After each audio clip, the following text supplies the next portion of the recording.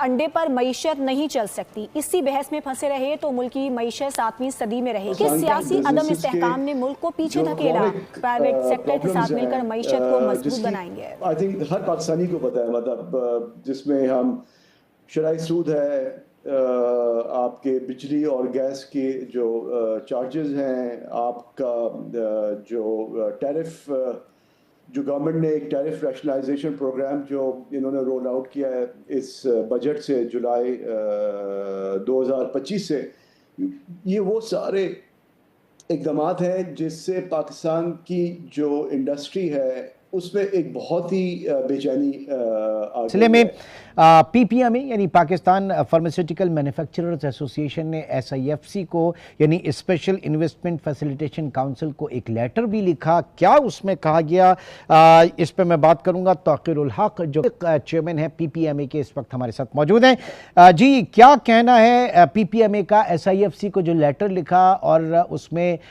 जो आपके pharma exports हैं उनको खोलने की इजाज़त क्यों मांगी गई है? क्या इसका पस मंज़र है, ज़रा बताइएगा। जी अस्सलाम वालेकुम इमरान साहब, क्या हाल है आपके? ठीक ठाक अल्हम्दुलिल्लाह। जी। अच्छा, देखिए इसमें हमने ये लेटर एसआईएफसी को भी लिखा है, इसके साथ साथ कॉमन मिनिस्टर जाम कमाल साहब को और हेल्थ मिनिस्टर मुस्तफ़ा कमाल साहब को और हमने फाइनेंस मिनिस्टर, हम समझते हैं कि पाकिस्तानियों की मुसीबत किसी और से थमने का नाम नहीं ले रही है। इस समय पाकिस्तान की अगर इकोनॉमी की बात करें तो वो लगातार रेंगती हुई जा रही है और धीरे धीरे ऐसा नजर आता है कि पाकिस्तान के जो हालात हैं वो कहीं दूर दूर तक भी ठीक होते हुए नजर नहीं आ रहे हैं। और ये सारा कुछ वहाँ पर इसलिए हो रहा है क्योंकि वो बार बार भारत से टकराने की कोशिश करता है और कहीं ना कहीं बार बार भारत की बराबरी करने की कोशिश करता है, और जिसके चलते उसको भारी नुकसान का सामना करना पड़ रहा है। लेकिन अब करे भी क्या, क्योंकि इनको इससे पहले जो है भारत के से दुश्मनी करके और भारत की निगेटिविटी फैलाने के लिए फंडिंग होती थी, इनको चारों तरफ से पैसे मिलते थे। तो अब इसके बाद इनकी हैबिट पड़ गई, इनकी आदत पड़ गई कि अब ये जो है भारत के बिना न जी सकते हैं और न मर सकते हैं। और ऐसे में अब चूंकि इनकी फंडिंग वगैरह पर उतना असर नहीं पड़ रहा है, क्योंकि इनकी फंडिंग जो है अब भारत के अंदर इस्तेमाल नहीं हो पाती है, बहुत ही इनको मुश्किल होता है। तो अब इसलिए पाकिस्तान की अर्थव्यवस्था में जो पहले थोड़ा बहुत सुधार था वो भी खत्म होता हुआ नजर आ रहा है। अब दूसरी तरफ भारत ने और शिकंजा इनका कर दिया है कि अब अफगानिस्तानियों को खड़ा कर दिया है इनके सामने। अब इन्होंने अफगानिस्तान से भी ट्रेड बंद कर दी है, तो इससे इनके ही नुकसान ज्यादा हो रहे हैं, क्योंकि लोगों का बताना है कि ये जो है अफगानिस्तान की मार्केट को ये लोग कवर करते थे। मतलब अफगानिस्तानी मजबूर थे इनका सामान लेने के लिए, क्योंकि उनके पास इतने पैसे नहीं होते थे कि वो बहुत दूर से जो है टर्नओवर कर सके। लेकिन अब भारत ने हाथ बढ़ाया इस चीज को देख कर कि तुमको सारी व्यवस्था हम देंगे, तुम पाकिस्तान को छोड़ दो। अब पाकिस्तान को उन्होंने छोड़ दिया है और दोनों आमने सामने खड़े हैं, जो कि आपके सामने है कि किस तरह से वहाँ पर क्या चल रहा है। आए दिन अफगानिस्तानी जो है पाकिस्तानियों की बैंड बजाते रहते हैं और उधर पाकिस्तान भी लगातार यहाँ अपने देश के अंदर इन पर शिकंजा कस रहा है, उनको बाहर अपने देश से निकाल रहा है। लेकिन अब ये लड़ाई चालू हो चुकी है, यानी कि अब पाकिस्तान की बर्बादी जो है दोनों तरफ से हो रही है। एक तरफ भारत और एक तरफ अफगानिस्तान, दोनों मिलकर पाकिस्तान के लिए बढ़िया से काम कर रहे हैं, मतलब दबा के काम कर रहे हैं। और इनकी जो है इकोनॉमी ऐसे ही लगातार धराशायी होती रहेगी जब तक ये सुधरेंगे नहीं और जब तक ये अपने टेरर की फैक्ट्री जो है क्लोज नहीं कर देते और अपने पड़ोसी देशों के खिलाफ कोई साजिश नहीं रचते, कोई षड्यंत्र नहीं लिखते, तब तक इनके साथ ऐसा ही होता रहेगा और इन्हें ऐसे ही घसीटा जाएगा। और ये सारी बातें मैं वैसे ही नहीं बता रहा हूँ दोस्तों, जब आप ये देखेंगे तो आपको पता चलेगा कि किस तरह से पाकिस्तान में कितनी ज्यादा मुश्किलात का जो है दौर चल रहा है, कितनी मुश्किलें वहाँ पर आ रही हैं और कितना काफी वहाँ पर बेरोजगारी हो वो भी अपने चरम पर है और महंगाई अपने चरम पर है। और साथ साथ मतलब कोई ऐसा क्षेत्र नहीं है जहाँ पर तबाही न मची हो उनके किसी भी फील्ड में, उनके किसी भी वर्क में। बस हाँ, जाहिलपाना में जो है उनका कोई मुकाबला नहीं है और उसमें जो है उनकी फैक्ट्री में कोई सेंध मार नहीं सकता है। तो चलिए चलते हैं खबर की ओर और देखते हैं पूरा मामला। वीडियो पसंद आए तो लाइक करें, चैनल को सब्सक्राइब करें। स्पेशली एसआईएफसी का रोल इसमें बड़ा इंपॉर्टेंट है। हमने लेटर ये लिखा है, देखिए इस वक्त पाकिस्तान की जो टोटल फार्मास्यूटिकल मेडिसिन की एक्सपोर्ट है which is around 475 million US dollar, उसका 35% तकरीबन अफ़गानिस्तान को एक्सपोर्ट होता है। यानी अफ़गानिस्तान हमारी फार्मा एक्सपोर्ट की नंबर 1 कंट्री है, फॉलोड बाय अदर कंट्रीज़। तो ये जो हालात ख़राब हुए हैं जो दोनों मुल्कों के दरमियान, तो ये एक्सपोर्ट एकदम से स्टैंड स्टिल हो गई है। क्योंकि ये रिपोर्ट जो है ये कोई आम रिपोर्ट नहीं है, ना किसी क्लर्क ने तैयार की है, बल्कि जो टीम थी आईएमएफ की उसने कई माह पाकिस्तान में कयाम किया और मुतादिद स्टेक होल्डर से मुलाकात करने के अलावा पाकिस्तान के सिस्टम का बारीक बीनी से जायजा लिया, जिसके बाद 100 से ज़ायद सफ़हात पर मुश्तमिल ये रिपोर्ट आई है जो कि टोटल सिस्टम का एक एनालिसिस और बड़ी खतरनाक शक्ल पेश कर रही है। इससे पहले भी आईएमएफ की तरफ से जायजा रिपोर्ट्स आती रही हैं और हमें पता है कि पाकिस्तान के निज़ाम में क्या खामियां हैं। आवाम भी वाकिफ़ हैं, ताजिर भी वाकिफ़ हैं और इसके अलावा जो कारोबारी बरादरी है पाकिस्तान में वो भी जानती है। लेकिन आईएमएफ का अपनी वेबसाइट के ऊपर ये पब्लिश करना क्या जाहिर करता है और इसके क्या असरात होंगे? एक तरफ हमारी कॉस्ट बढ़ती जा रही है, दूसरी तरफ से गवर्नमेंट ने जो टैरिफ रैशनलाइजेशन की है कि पाकिस्तान के जो इंपोर्ट ड्यूटीज़ है वो बहुत ज़्यादा है।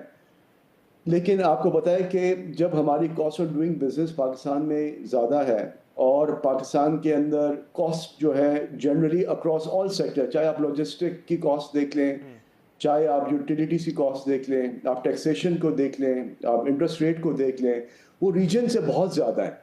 तो जो हमारा जो कहते हैं कि जो कंपैरिजन है वो एप्पल टू एप्पल ही नहीं है, वो लेवल प्लेइंग फील्ड ही नहीं है। जो पाकिस्तान के इकोनॉमिस्ट और इंटरेस्टेड कंसर्न लोगों को पता नहीं है। इस पे जो दिलचस्पी है इसमें वो ये है कि IMF की तरफ से ये एक तनकीदी जायज़ा लिया गया है और ये उस वक़्त लिया गया है जिस वक़्त IMF पाकिस्तान की मदद कर रहा है और ये उस वक़्त लिया गया है जबकि एक बहुत सीनियर अदारा जैसे SIFC कहते हैं आप, उसकी क़याम के बावजूद क्योंकि ये हालात बेहतर नहीं हो रहे, तो इसकी जो अहमियत मेरे लिए ये नहीं है कि जी उसके अंदर बहुत सी बातें कही गई हैं, इसके ऊपर मैं अभी रोशनी डालता हूँ, मगर ये कि SIFC के होते हुए जो कि बड़ी एक किस्म की हाई कमांड है of the economy end of strategy और सब कुछ, वन विंडो ऑपरेशन कहा गया उसे, तो उन्होंने SIFC को क्रिटिसाइज कर दिया। उन्होंने काफ़ी एरियाज में क्रिटिसाइज़ किया, मगर जो सबसे इम्पोर्टेंट एरिया वो ये है कि SIFC ने अभी तक कुछ अकम्प्लिश नहीं किया। बातें हैं मगर कोई रिजल्ट्स नहीं। अभी IMF की रिपोर्ट में आए 5,300 अरब की करप्शन हुई है पाकिस्तान की तारीख में।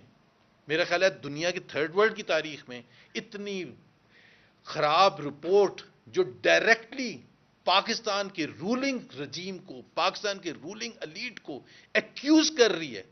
किन चीजों के लिए एक्यूज कर रही है? ये करप्शन में इन्वॉल्व है। सबसे बड़ी चीज ये ऐसी पॉलिसीज बनाते हैं जिससे अमीर और अमीर होते हैं, ये रिपोर्ट कह रही है, और गरीब को गरीब रखा जाता है। ये जानबूझ के इस किस्म की रिपोर्टें बनाते हैं, आपस में बैठ के सारे फैसले करते हैं। इन्होंने प्रोक्योरमेंट प्रोसेस में धांधली करते हैं, इनके किसी भी फैसला साजी में शफाफियत नहीं है। और सबसे बढ़ के जो SIFC 2.5 साल पहले आज से बना था, प्लीज इसको कवर कर लीजिएगा। SIFC 2.5 साल पहले बना था कि जी यहां इन्वेस्टमेंट आएगी, कितनी आएगी? $75 बिलियन, $100 बिलियन। वो $1 बिलियन भी नहीं आई है। लेकिन अब पता चला कि IMF की रिपोर्ट में पता चल रहा है कि ये शफाफियत भी नहीं है। वहां ठेके दिए जाते हैं अपनी मर्जी से, अपने फेवरेट्स को ठेके दिए जाते हैं, उनको बेनिफिट करने के लिए ठेके दिए जाते हैं। गरीब का किसी को एहसास नहीं है। एक तरफ बजट है, दूसरी तरफ हुकूमत के दावे हैं। हुकूमत के वक्त के जो फाइनेंस मिनिस्टर हैं मोहम्मद औरंगजेब साहब, वो मुख्तलिफ प्रोग्राम्स में ये बात कह रहे हैं कि पाकिस्तान की मईशत अब अपने सहारे पर मौजूद है और एक बेहतर डायमेंशन की तरफ जा रही है। और पाकिस्तान में जब हम सवाल उनसे ये किया जा रहा है कि मुख्तलिफ कंपनीज जो हैं वो पाकिस्तान से जा रही हैं, इसके पीछे क्या हकायक है, तो उन्होंने कहा कि मुख्तलिफ, चाहे वो PNG की अभी क्योंकि रिसेंट पास्ट की बात है इसलिए सबके जहन में है, या और दीगर और कंपनीज, यामाहा का नाम ले लें, वो कह रहे हैं कुछ स्टेक थे वो पूरे हो गए तो वो यहां से जा रहे हैं, लेकिन कुछ नई कंपनीज भी पाकिस्तान में आ रही हैं। लेकिन पाकिस्तान की आवाम का बुनियादी सवाल यह है कि पाकिस्तान की मईशत अगर बेहतर है, सब कुछ सारे इंडिकेटर्स बकौल हुकूमत वक्त बेहतर जा रहे हैं, मस्बत अशारिये हैं, इन्वेस्टमेंट आ रही है, तो एक आम चीज, मतलब मुझे हंसी आ रही है कहते हुए, इसके ऊपर मीम्स बन रहे हैं।